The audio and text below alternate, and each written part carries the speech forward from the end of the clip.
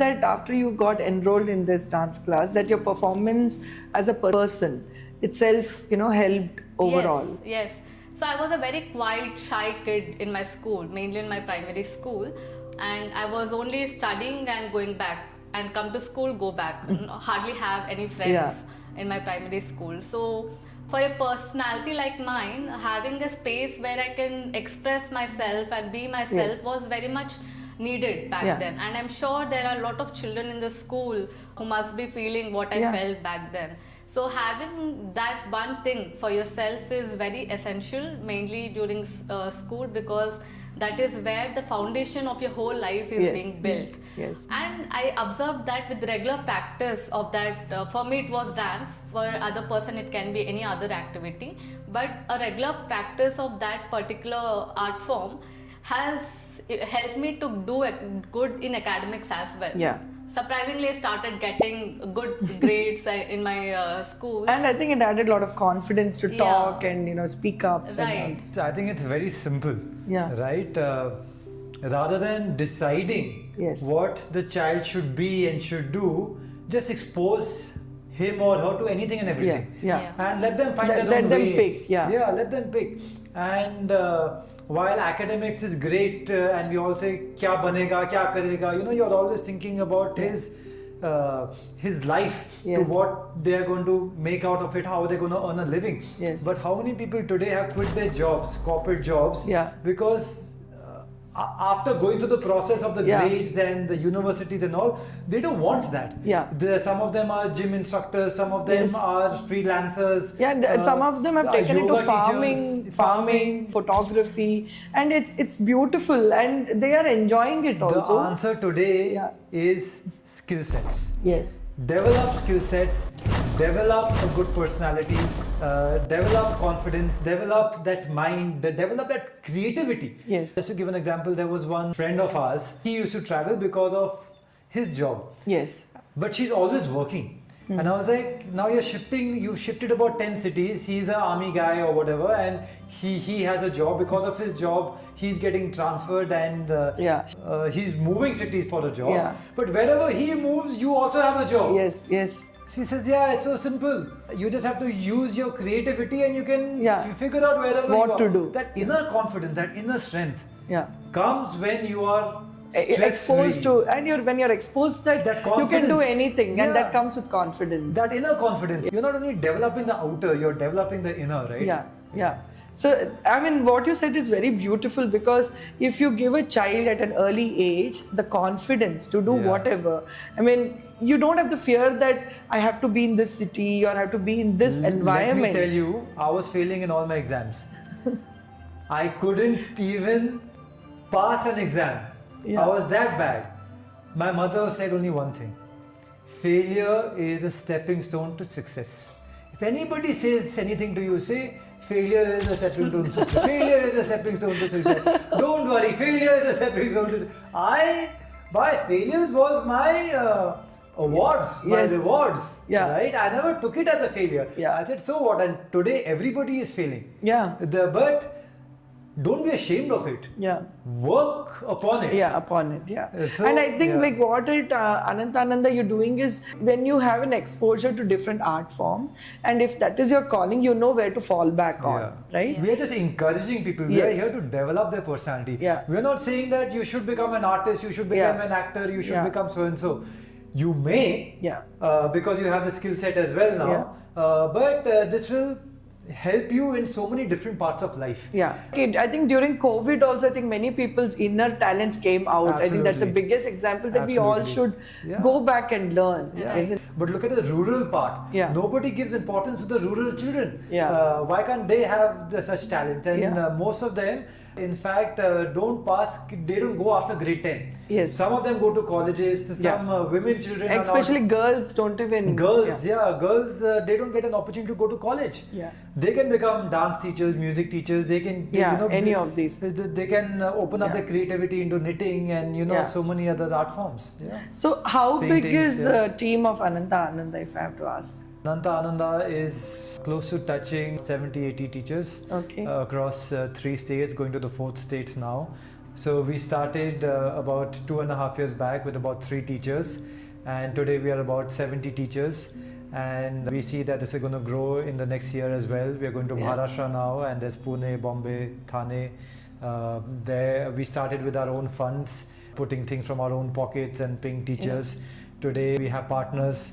Ball Corporation is one of our partners. Mr. Vada Prasad Reddy, ex Shanta Biotech, he contributes graciously to our trust. Ex Gati owner, Mr. Mahinder Agarwal, he contributes to our trust. Taj Rishikesh is part of it. We work in collaboration with Teach for India and their schools. We work with Ishwa Foundation. Even the government departments have understood that how important this is, because at this level, with so much of pressure and so much of pressure of technology which is going in, it's not just education. We have to give them the holistic, complete packaged education, which is including everything. This plays in a very different way as well. We always talk about education, school, children development and all, but what about those lovely artists who are so talented, full of talent, right? And because of no window to them, they end up taking a 9 to 5 kind of a job, which is against what they are because good at. It's too structured for them. Yes, and it's one task with a deadline, one task. The freedom is missing, right? The creativity is missing. Though there should be timelines to complete works and all, I agree.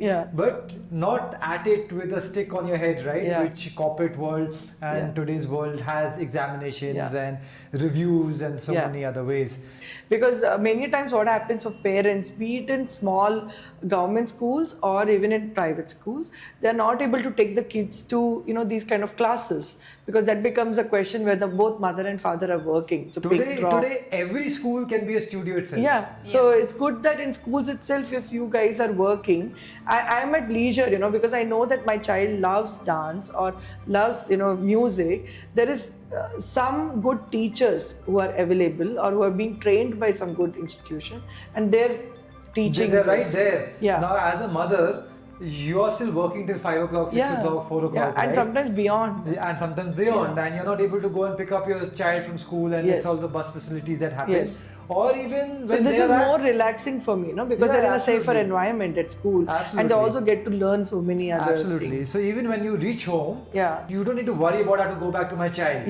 And the child is at 5 o'clock in school doing some activity or the other, right? Or they're not going back to home and watching TV and eating junk food or whatever they do, right? I don't know what they do, but so they're making friends in that. In those 2 hours as well. So Vishal, that time you spoke about how these kind of activity is like a dopamine to my brain. So if you can just explain why this is so important. There's an article by the World Health Organization where 74% of deaths worldwide is coming from bad lifestyle choices, non-communicable diseases, heart attacks, stress, diabetes, so on and so forth, right? Why is that? Because either we are stressed out with exams, we are stressed out with our relationships, performances. One thing that humans have complete control of is choice. Now I can choose to follow a certain path, or I can choose to inculcate good habits. And the way to cut off bad habits is by only inculcating better habits.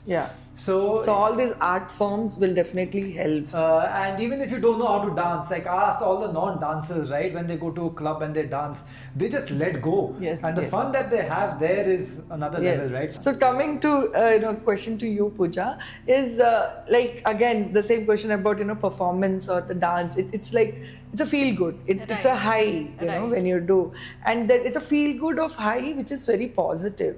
And you're a trained Kuchipudi dancer. So how does that work with the child with your Anantha Anandha Foundation? Right. So again, I can talk only from my own experiences. I met with this serious accident 12 years ago when I was graduated from my school, which took a toll on my mental health. I broke my front 4 teeth and I had stitches on my lips.